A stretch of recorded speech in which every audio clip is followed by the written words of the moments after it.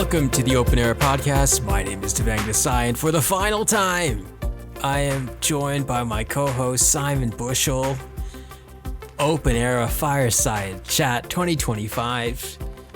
Technically 2024, but more importantly, Bush, it's the finale of Open Era.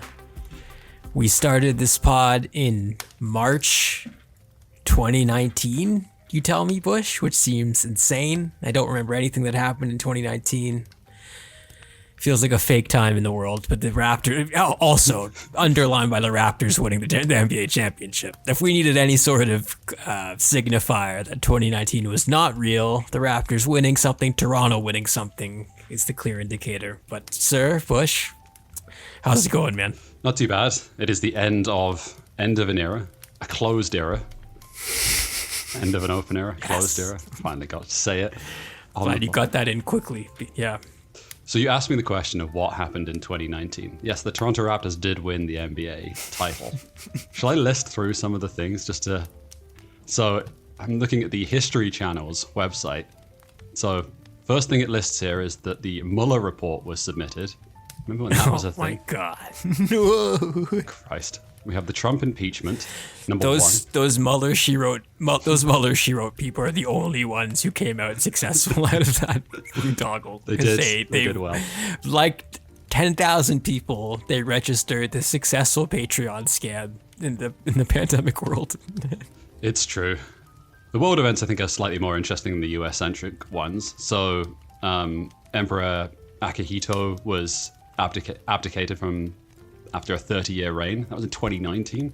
Theresa May resigned over Brexit negotiations. Do you think the emperor abdicating warranted a push alert from the BBC rather than some of the stuff we're getting now with free of push alerts? I'm like, how is this news? I'm not signed up for this. This isn't news at all. Back in 2019, I feel like that would have met the barometer, yeah. I think that probably, yes, the Emperor of Japan abdicating. Yeah. Seems like you would have hoped. You would have hoped. It was an innocent time, but yeah, you would have hoped. You had the Hong Kong protests and all the stuff that came out of it. Did the Novak stuff happen in 2019, January? No. That's, of course, how could it have, right? Notre Dame. So Notre Dame, April the 15th, caught on fire. Also, is it this week? Do I remember? 22nd of December? Is it supposed to open? Or reopen? That's right. Yes. It was incredibly closed when I was there 8 weeks ago. It looked like it was still had scaffolding all over it, so they had their work cut out to hit the date. So I assume they're going to get there. If you build it, they will come, and they are oligarchs and the richest freaking people in the history of mankind. Yes, indeed. The speed at which everyone rallied around, the elite of society rallied around. It's heartwarming. It's heartwarming. It breaks your heart. It tugs at the heartstrings. Yeah. Toni Morrison died. China landed on the dark side of the moon. What else do we have here? Oh yeah, the massive wildfires. It's not a good sign when I was reading this and it says wildfires destroy much of Brazil's Amazon rainforest. And I'm like, which time? Yeah. Which wildfire and which time? Because there's been quite a few since then. Because 2020 Australia was peak wildfire season as well. I remember distinctly covering that at length on the pod. It's wild to look back at this kind of time capsule, because I think when we made the podcast or started the podcast, I don't know if it's warranted to call us naive, but I think we wanted to do a podcast about tennis, but we lived not in the same city. And it was like, how are we going to do this? Like, what's the technology? Will we need assistance? What companies can we link up with? Like, who do we know? And these are all salient questions. But I think we're on like the first wave of this, Bush, if you think about it, because remote recording and doing shows with your colleagues from all across the place, whether you were traveling somewhere, we were on the ground floor of that. We were doing it before anyone was, before they were forced to. So some credit to us in 2019 for believing the cross-country records could be done. And also think about the state of the podcast scene as well, where we are in 2024, in December 2024 versus where we were in 2019. Talk about the saturation of the market and also the direction of it more broadly. Like it's been incredible to watch its ascent and the role that it's played. Obviously, we're just a couple of months removed from the election in the United States and seeing the impact of Joe Rogan and alike, and many other podcasts that have become mainstream media in a lot of ways. They've managed to hold a position in the media landscape that I never thought podcasting would get to. For better or for worse, I think. I think I preferred it in 2019 than I do in 2024. I think that's probably reasonable to say. Podcasters are literally changing the course of world events. You're not cool with that? Is that freaking you out a bit, Bush? Well, I just don't. I think I look at it through my own lens and through my own prism. I don't feel qualified to remotely change the course of history through this podcast, and I don't think anyone else really should be either. That's the problem, because I think the people who have that hubris are usually doing it for nefarious reasons or malicious reasons. It's been really interesting. I mean, to talk specifically about tennis, Bush, and like media coverage and our interest in this sport and why we started this pod and kind of closing it at the end of 2024, where, I mean, God knows where this thing's going to go. Like, I really have no idea. And in 2019, I did feel like there was this same discussion. We talked about the end of an era for like 10 years, basically, until we realized that these guys would play much longer than their predecessors. But I feel like we did have some of these conversations, like what's next? What's the future? How does tennis build from this? What do they need to do? And we tackled some of these subjects. We talked about the ETS. We talked about how the game could be covered differently. And I think the landscape now is definitely different. And I think tennis did follow the lead of a lot of other sports with these player-driven podcasts, which have definitely added something to the sphere of coverage, because I think that was lacking. I feel like tennis, more so than other sports, relies on old greats in the commentary lens and like on television a lot. But when you talk about analysis and things that are happening on the court from a more of a fan perspective or like less of a mainstream media perspective, there weren't that many players talking about tennis, I felt like. And I think that's definitely changed. But I'm curious where you feel the tennis media landscape is now, Bush, 5 years later.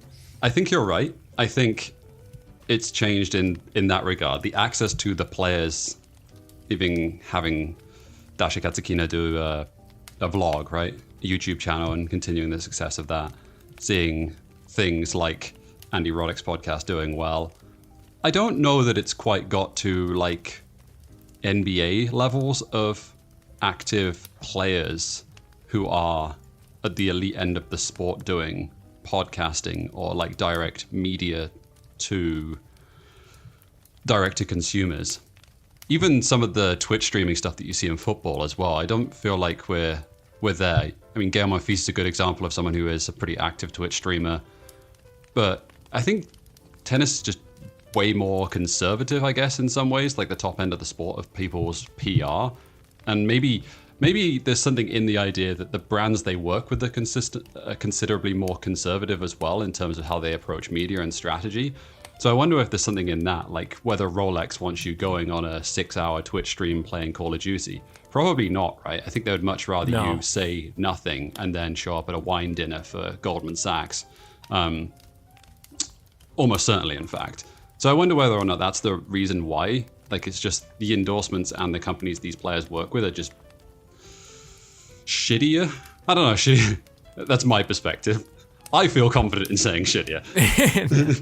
Incredibly interconnected, maybe the charitable way of saying that. No, that's a really good point. Like, I didn't really think about that aspect of it, where it's like brand crossfire and you're saying something totally adjacent to maybe that kind of conversation, and yet you're reprimanded for it. Yeah, I don't. So think of the brands that tennis largely works with. You have luxury brands, and you have the banking sector. None of those are really wanting to be more active in a new media space.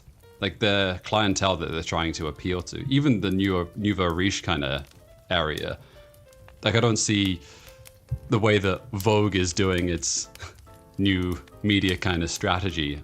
I don't think they feel like Yannick Sinner on a TikTok is going to do a whole lot for them. That at least is my feeling around this.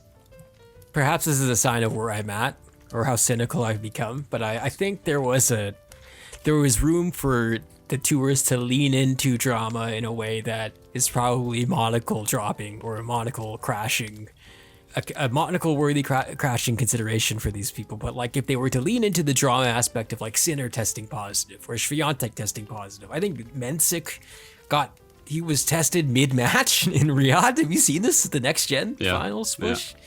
So like there's things like this where I'm like, you can make this a spectacle. You can make this basically a shit show and kind of lean into the fact that who knows what's going to happen in tennis, because these are individuals and things change by the minute, change by the second. It's totally unpredictable. Here's an example of that.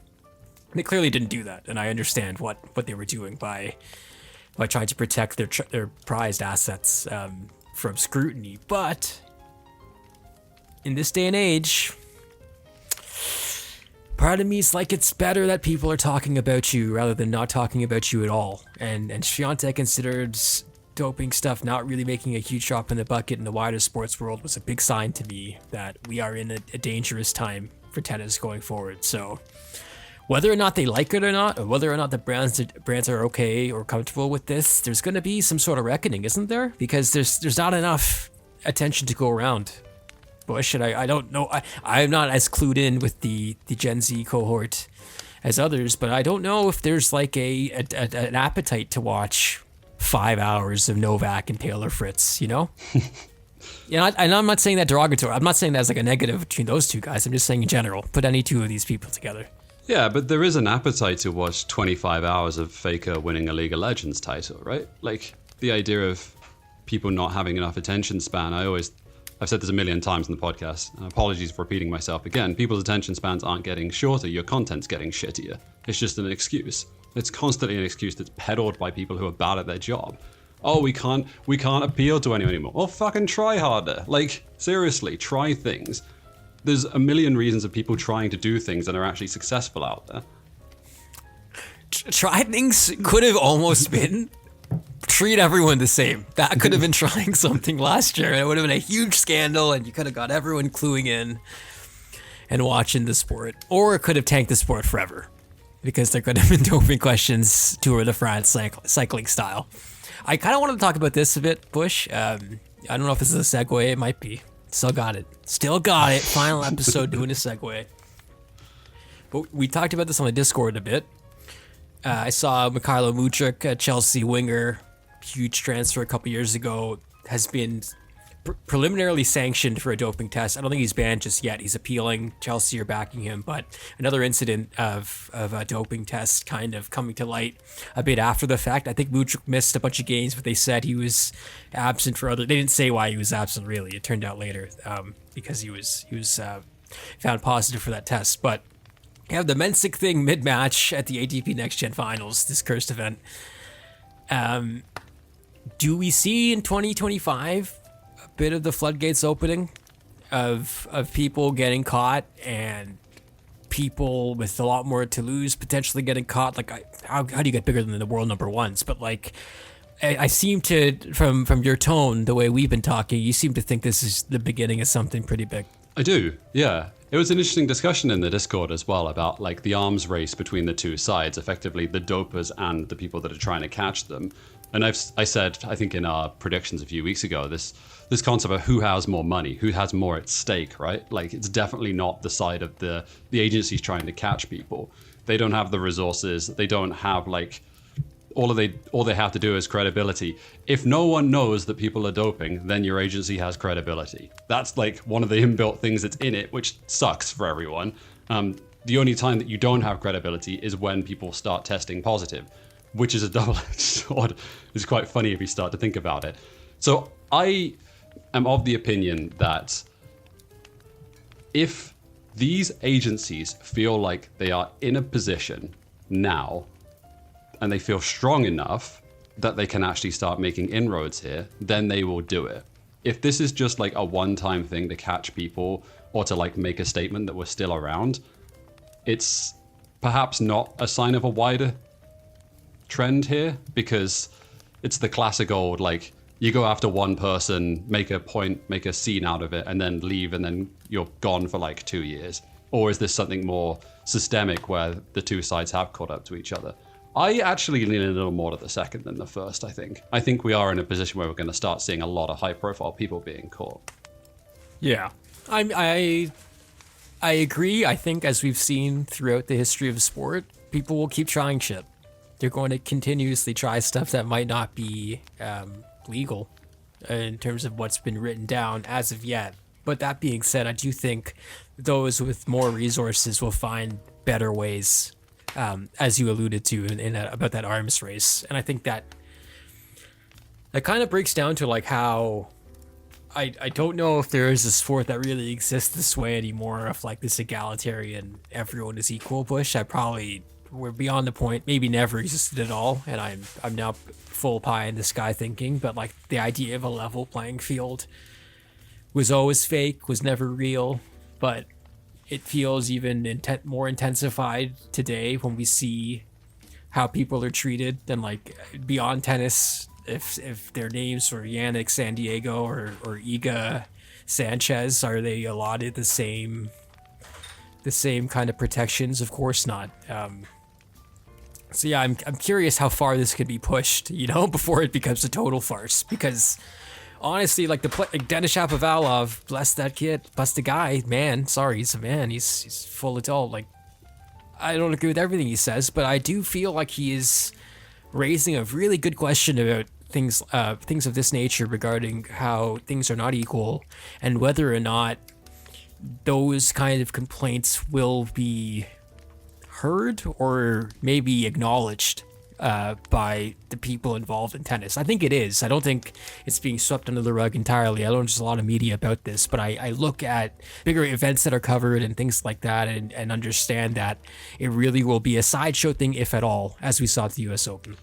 Well, it's impossible to not have a discussion of inequality and your brain to not lead to geopolitics and societal issues. Like in 2024, you're in a period of time where you have the highest level of inequality in human history since like people were getting pitchforked and burnt at the stake.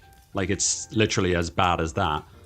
Tennis is just a vehicle for that at the moment. I don't think it's any different than any other walk of society. It just is baked into the system. It's one of those things where you are trying to protect the top players because of the money involved. And then also, if you're at the top, it's good to be at the top. You'll stay there because you are afforded more things than anyone else is. I don't know that it's any more complicated than that, honestly, Dev. Yeah, and I'm sure this will drop in 10 years or 15 years, but I would imagine that there's a few more of these cases that we didn't know about in the last, let's say, 25 years, 24 years. The anger at inequality is the thing that if we were to leave this podcast of like a touch point in 2024, it's clearly something that has had a through line that's becoming more and more anger inducing from 29. Even when we started podcasting on the Sport Cron, like, you can see the through line of people's awareness of the treatment of who is equal and who is not. Some people are more equal than others, or whatever the Animal Farm quote is. That's the direction of the world, ultimately. And I think wherever that ends up in the next 10 years is going to indicate a significant amount about the course of the next century, is ultimately whether or not you're going to be able to flatten out this inequality. Not to sound too much like, is it Gary Stevenson? Is that the name of the economist who keeps banging on about it? He's right. Like, I don't say that to demean it. He's correct, but he also has just been yelling from the rooftop about it for the last like 10 years. Yeah. Can I tell you a story? Please go Actually, ahead. you finish your thought first before I like segue us into oblivion.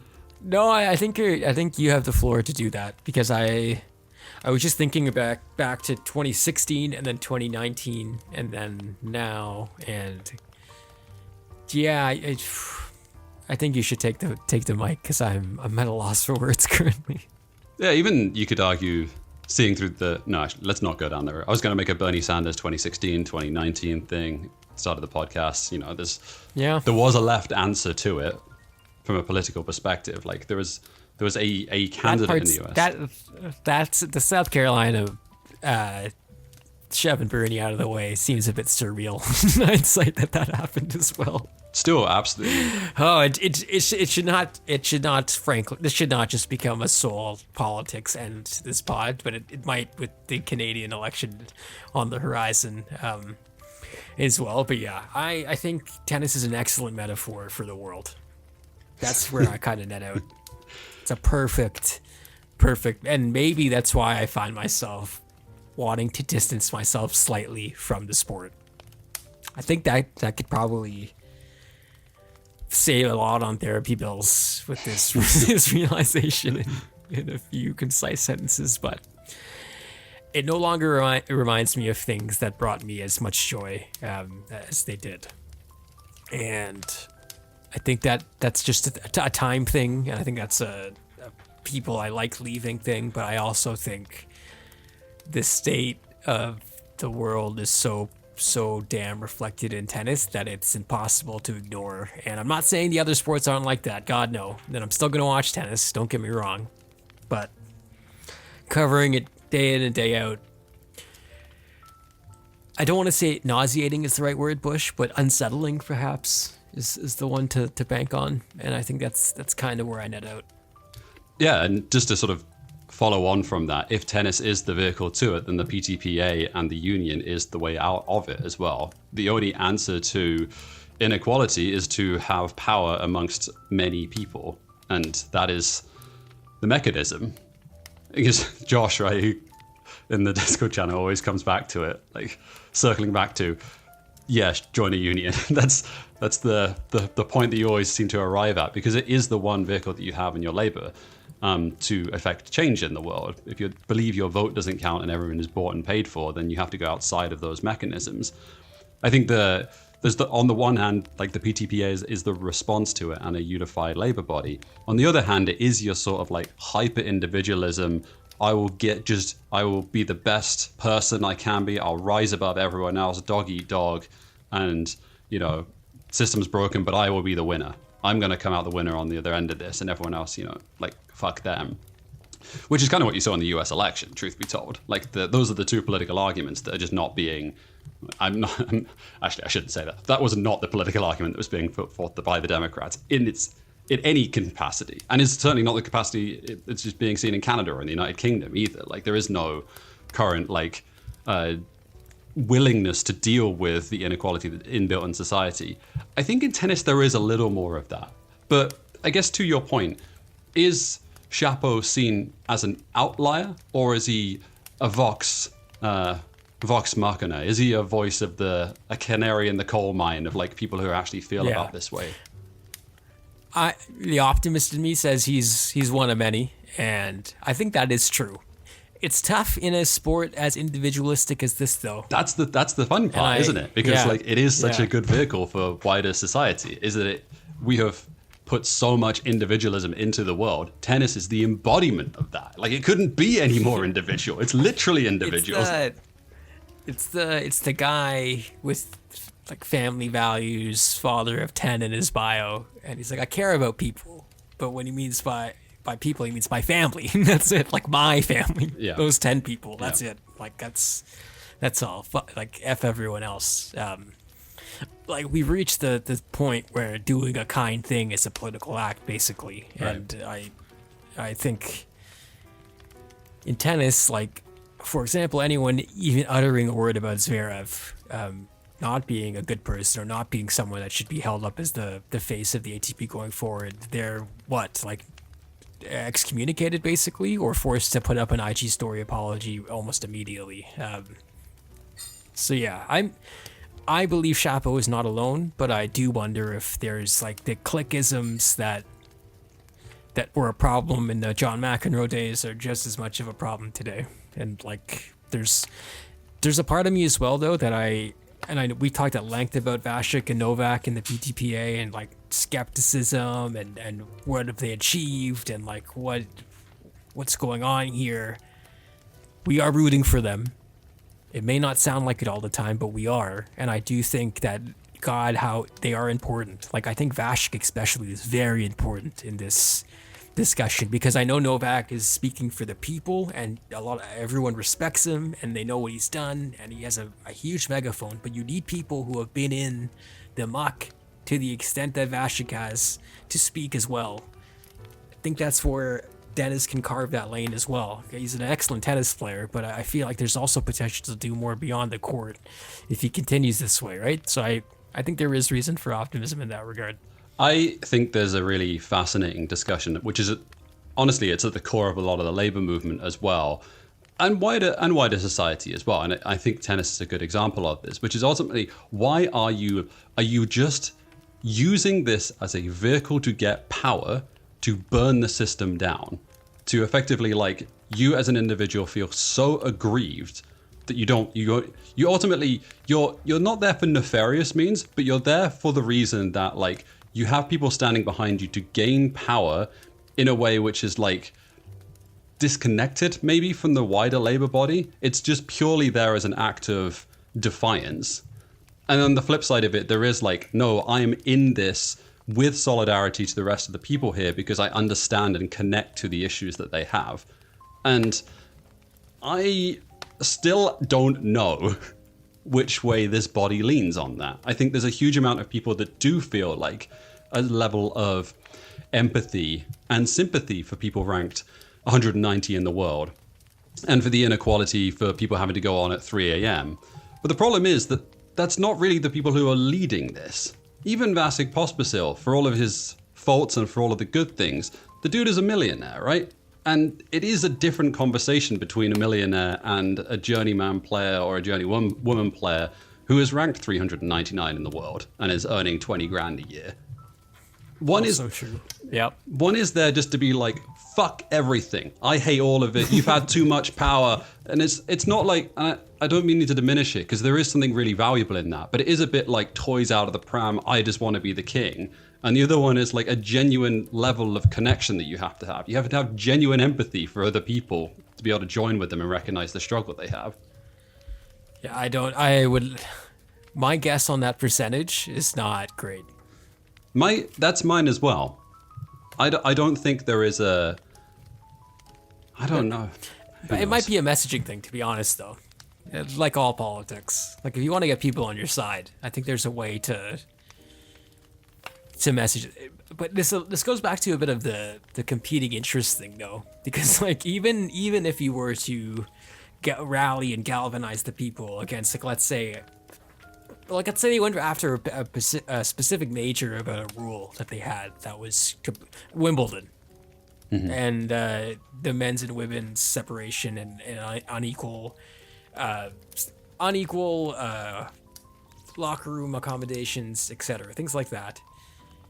They were to come together and to go against Wimbledon, and then one player is like, well, I have this deal with Slazenger, and Slazenger's logo is all over the grounds here. They won't like me to do that. That's one player. What about the 10 people who don't have that deal, right, with Slazenger? Like, how do you get them on side? And I think there is a way to be like, listen, if this goes perfectly, you will be in that position to have the deals with these companies where you don't have to speak up if this goes perfectly. But the chances of that happening are quite limited and low. So what is this really about?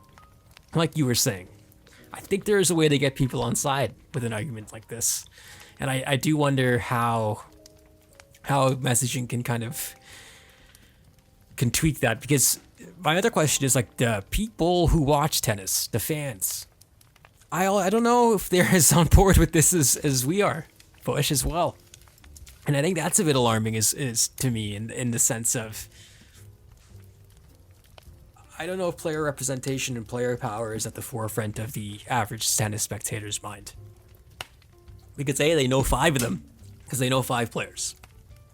I think you're right. Yeah, I think you're right. And also, if you want to sort of zoom out to a macro level, tennis is older and wealthier and more conservative in voting habits as well. It's better than golf, but you can only get by on that for so long.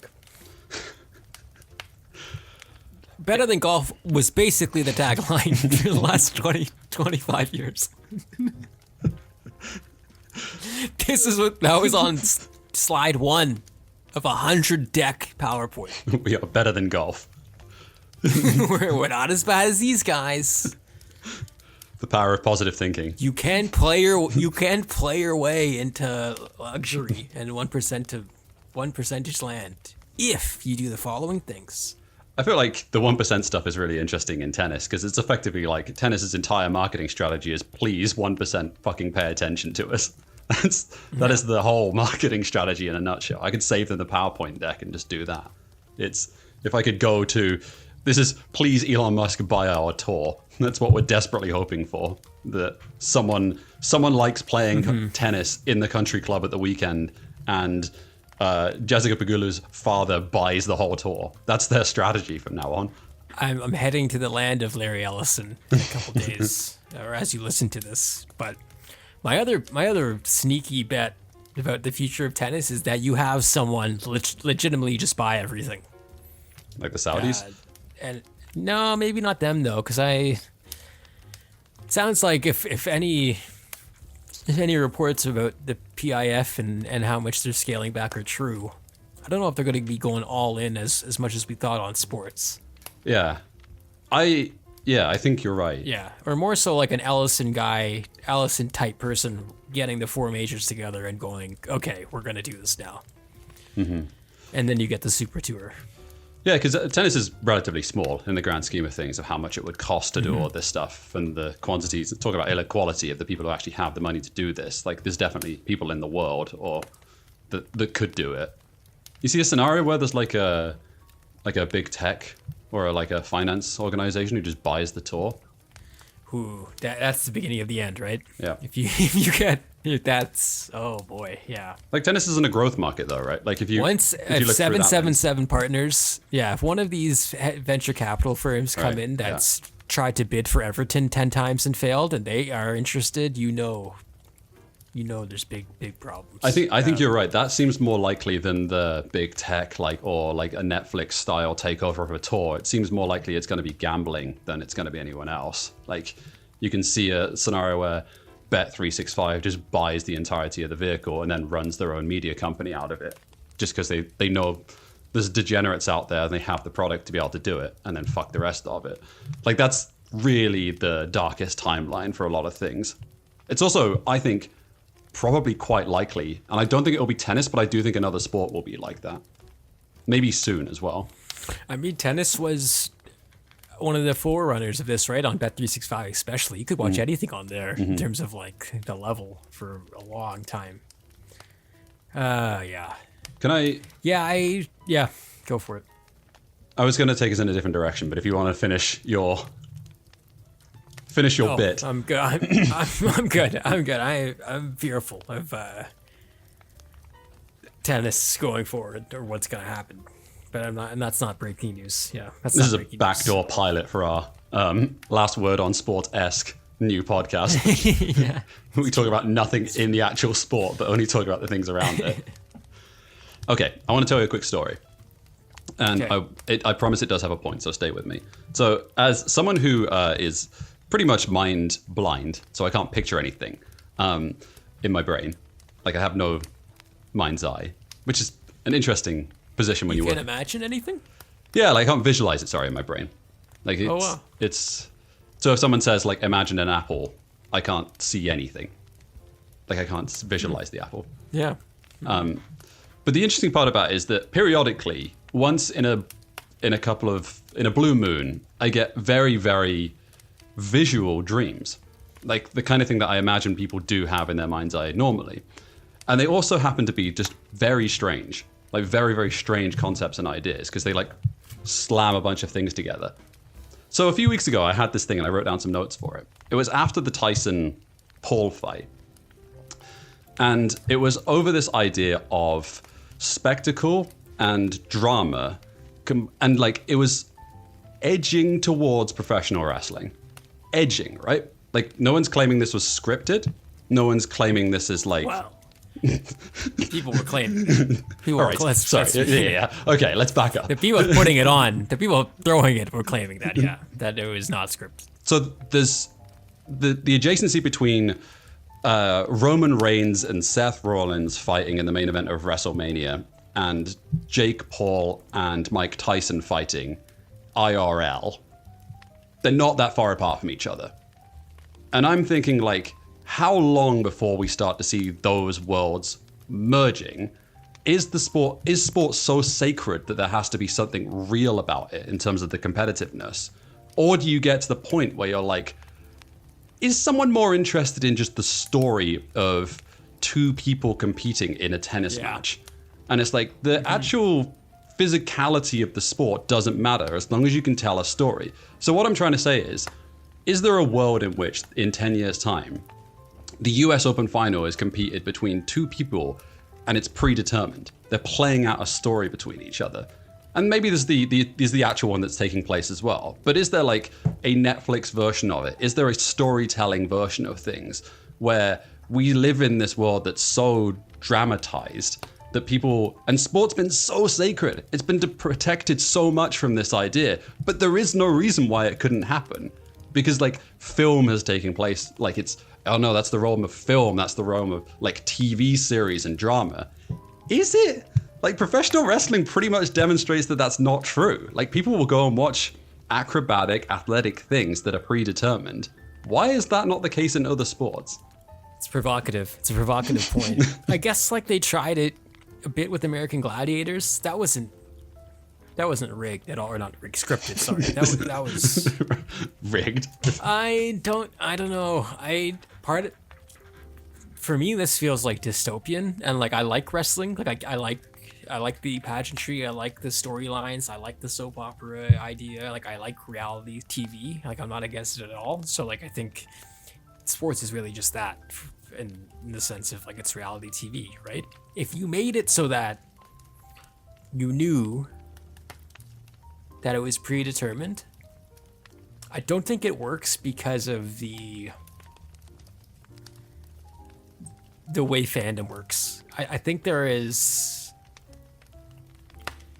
and I'm not as big of a wrestling guy as you, so you tell me if this is wrong, but I think in wrestling part of the joy is like it's amenable, like it changes, you're not the same, the person you like the most isn't the same from like maybe era to era. You switch it up, you could have been a Stone Cold guy, and then I don't know, you're a Seth Rollins person. Like there doesn't have to be necessarily like a linear reasoning, whereas I think a lot of the sports stuff is like I don't want to say familial. I think that's like giving it too much credit, but like I think it's more embedded in society. So to take that away, I guess, would be like, imagine in college football, you told like you got to a point where everyone knew someone else has written the script for the year. Like, I don't think it works anymore, even for as insane as Americans are for college football. Even though sometimes it does feel scripted, because everyone thought Alabama was going to get into the college football playoff till they didn't, because they're Alabama. So like, I get what you're saying, and I think we are definitely on the road to these type of events, if not already there. But whether or not this penetrates the leagues that we all talk about, the Super Bowl, things like that, we're talking about like the end of these leagues, right? Like we're talking like 2100, the next ball game, or are we talking about in 20 years from now?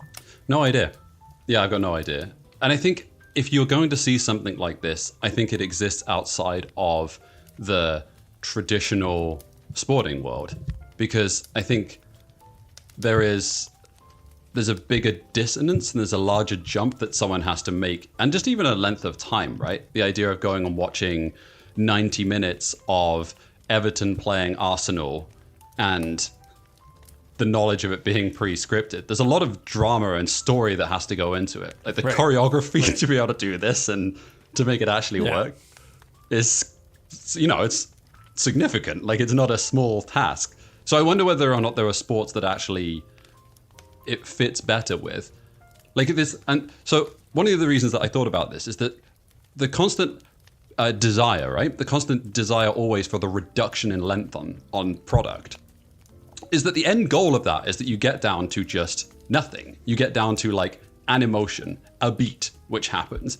It's like, how long do you want a tennis match to be? That's the thing I always want to ask like these marketing executives. We got to make the game shorter. How short? Like, to what end do you want to do this? How short is a good amount of time? Is it one set? Is it one game? Like, what are you trying to achieve with that statement?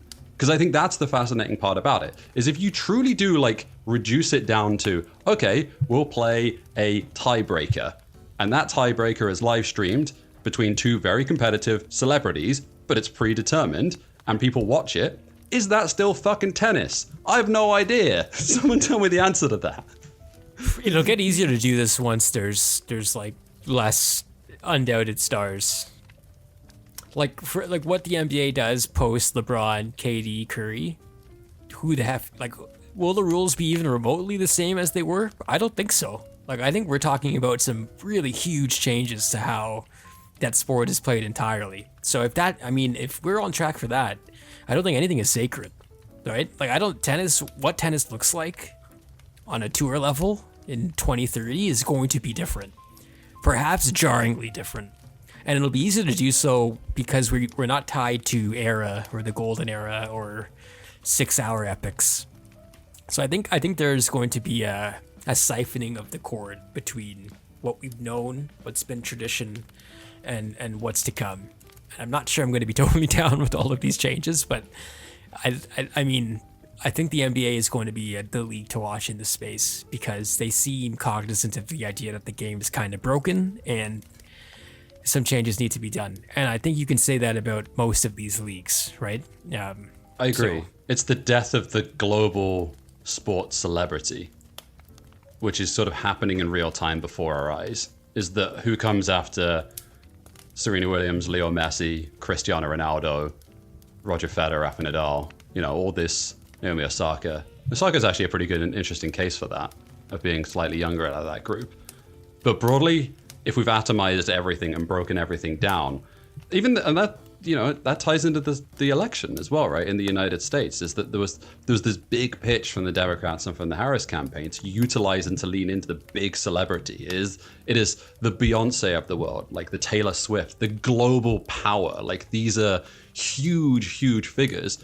Or do you just like go the opposite direction where you're on 20 manosphere podcasts or 50 biggest manosphere podcasts, all have a very rabid audience of, hot-blooded, Nazi-adjacent men who are willing to buy anything that you're selling to them.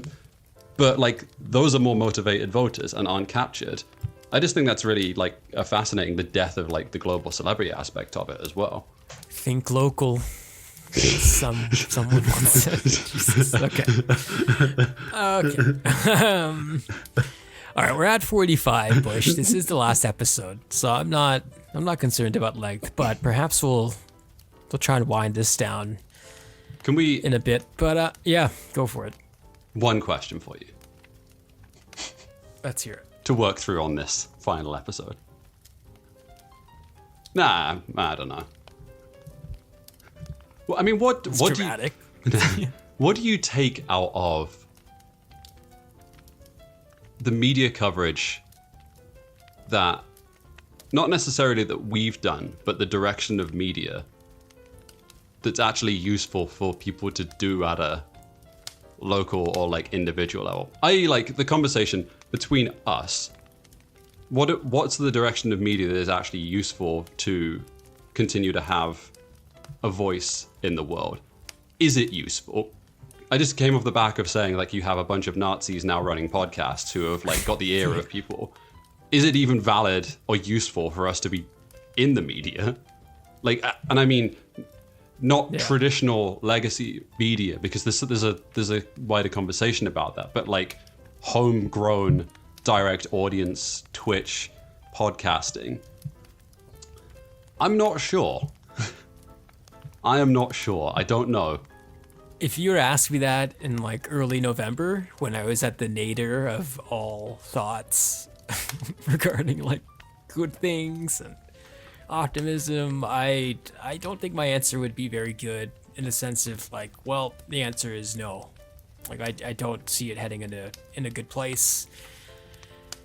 I don't see the resources being allocated to the people or the publications that do good work anymore. Like I see it kind of going in different directions. Not necessarily saying it's all bad. I think a lot of people are doing great work still, but I think the way people are rewarded now, it's not necessarily for the most impactful work that I like, at least in my opinion, right? Like I think there's definitely a market for these things that I think I kind of scoffed at in the beginning, whether that be over the top fan reactions or like you have even beyond Arsenal Fan TV, which I think was the canary in the coal mine for like what ended up happening in the larger space of like, I think it's good that anyone can be a pundit. That's what we tried to do as well. I think it's good that there are no limits to access in terms of getting a podcast out there or getting your tweet out there or your Instagram post. I think that's awesome. That's why I sort of fell in love with the media game, I would say, and why I wanted to do this so badly. It was great. I think what happened was that I think once capital got interested and we had people trying to make as much money out of it as possible, obviously we lost our way and we were led down the wrong directions, whether it be video and Facebook or frankly every publication that we've kind of loved being bought by a hedge fund or a venture capital firm. It looked like it was going in this direction for a while, but I guess the idea that we had so many individual organic fan perspectives kind of allayed my fears. And now we've sped up to the point where I find a lot of those fan POV kind of things, even for fans of like the things I love, not my cup of tea at all. And I really have a hard time getting into that sort of stuff now. And I wonder what that says about maybe my level of saturation to like what I've maybe consumed or consumed too much of. I don't know. I think that there are places that are doing good work now. There are people that are doing good work now. There are ways to get your work in front of people now that weren't around before. And I think that will always remain positive. But I think in terms of like who gets rewarded, who gets rewarded for what, or people are seeing what are the types of things that are rewarded, that has created a situation that I find quite awful, because a lot of the places I like to hang out in the social realm online are basically uninhabitable anymore, and they make me quite sad to be on. So I think I'm still generally kind of pessimistic, Bush, about like what exactly the future is going to be in this media sense. What is the goal? I think is really interesting. Like I work with a lot of young kids at my work now, and like kind of like a mentor position, which I think is interesting considering I don't find myself like, basically if I was 20 now, I'd be like, well, is this something I want to do? And I think when I talk to them, I'm reminded that yes, like it's not a lost cause by any stretch of the imagination. And the fact there are people that are 15 years younger than me with a great head on their shoulders that want to get into this kind of stuff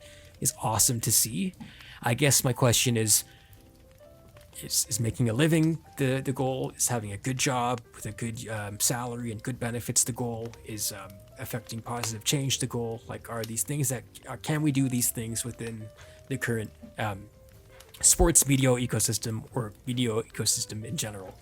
Some of these things I don't think are like that true, really. Like living wage in media in general is hard to come by. I'm seeing jobs posted for some pretty outrageous salaries, but that's kind of how it is, right? Because you're supposed to love this. So I think that aspect not changing with everything as everything else changes is quite alarming to me. But I do think there's reasons for hope in the sense that people are still trying to get into this space that I think have good intentions, which is kind of the whole point. Yeah, I agree. There's something that was really long, but I apologize. Yeah, but I think it's a great answer. I was watching a YouTube video the other day, and it was kind of a throwback one to your 2006 era YouTube, and one of the top comments really made me just like stand still. I fell to my knees in a Walgreens, and it was basically saying like it was summarizing as like the video had the energy of early YouTube, where purely and simply it was someone who was sharing something that they were really passionate about without any real subtext of anything. It was purely and simple like a one way of, this is really cool. Don't you think it's cool as well? And me sharing that idea, or the person sharing the idea. No ads, no sponsorship, no nothing. Like, it's completely disconnected from capital, completely disconnected from the idea of a product. There's something really sincere about that. And I hope that doesn't go away. I think that's been eaten in the last 20 years of the ownership of the internet. And I wonder whether or not there's a vehicle for that to exist in this version of the internet and in this version of media. Because I don't see a lot of it anymore. Yeah, no, it's really well said. And we can't leave it there. Yeah, I was gonna say let's leave it there, but no. We've got to end on a positive. Yeah, I want to maybe a final tennis positive note. I've had a blast doing the show, man. I've had a blast talking over the 5+ years with our wonderful Discord friends, Luke, Josh, Priyanka, Pog. I hope Pog is listening. If he's out there, we haven't talked to him in a bit, but I go on easy. Torcat, I mean, so many people that we met through the show, Bush, that we talked tennis with. I got emotional thinking about it. It's been a trip. I think that Discord will continue on, hopefully, with some help from our Space Monkey friends. We'll figure that out. But yeah, just a lot of reminiscing about the show and our journey together in podcasting, my journey with tennis, my journey with my dad and tennis, and losing my dad this year, and just a lot of emotions. Like, I felt quite sad when we decided, like, we agreed this was going to be it. But I think as we got closer to like this final record, I also was feeling like I didn't almost not want to do it because I was sad to see it go. But I think as you recorded this episode, it felt cathartic, but it also felt like I'm excited about the next thing as well, Bush, and whatever that is we do. I think there's some avenues for us to explore.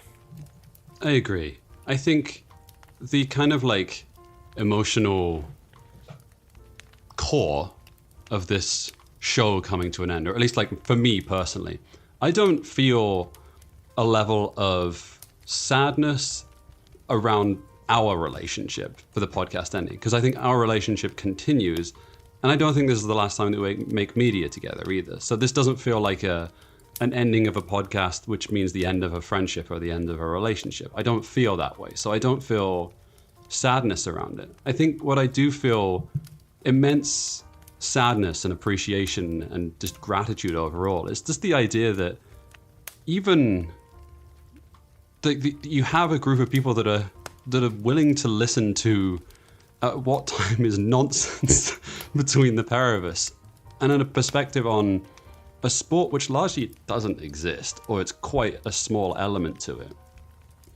And finding a pocket and finding a community is so really very genuinely difficult for people in 2024, especially living in North America or in like very highly capitalized worlds, neoliberal countries, I should say.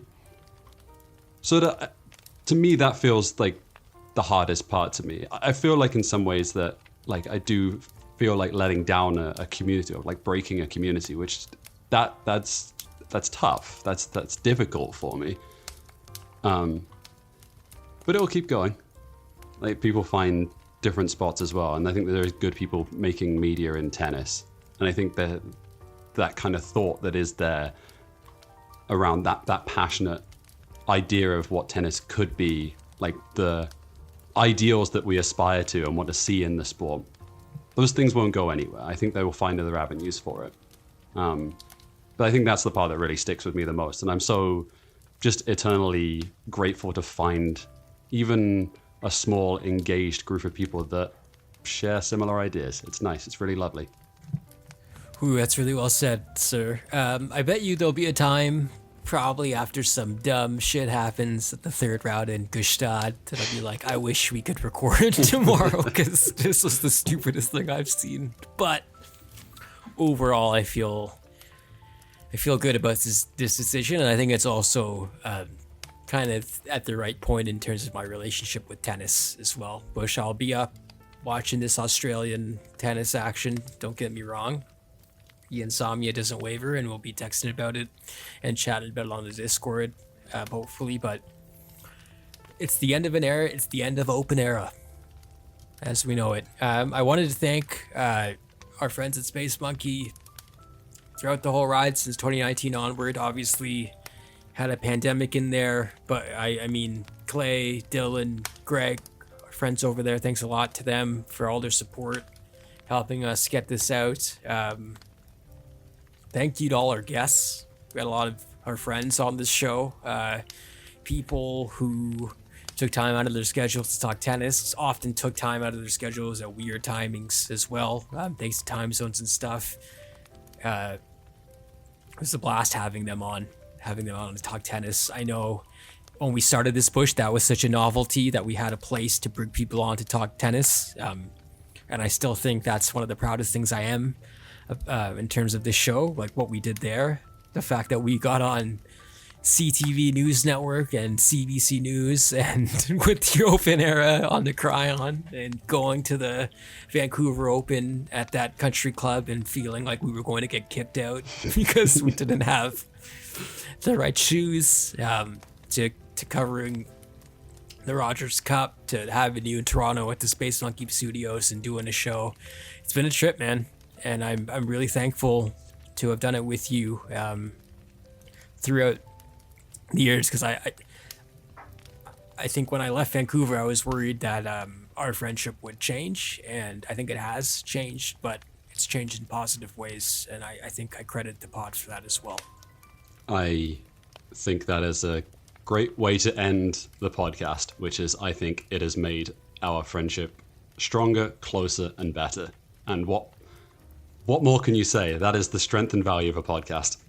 Perfect. All right, we'll leave it there. Thank you to Clay and Dylan on the ones and twos. I think this is a collab from them to get this out ahead of the holidays. But again, thank you so much to Space Monkey for all of their support. A massive, massive thank you to our supporters on the Patreon. Like I said, friends for life over there, tennis friends for life. Whatever tournament goes down, I'll want to be talking about it with them. We love you guys. Thank you so much for your support. Thank you to anyone who's listened to this pod, people who've reached out via email, via Twitter, whatever. It means the world. Thank you so much for your kind words to us. Okay, we'll leave it there. For Simon and myself, thank you so much for listening to Open Era. Thank you for enjoying tennis with us. We hope you enjoy tennis in the future, and hopefully we talk to you soon. Take care.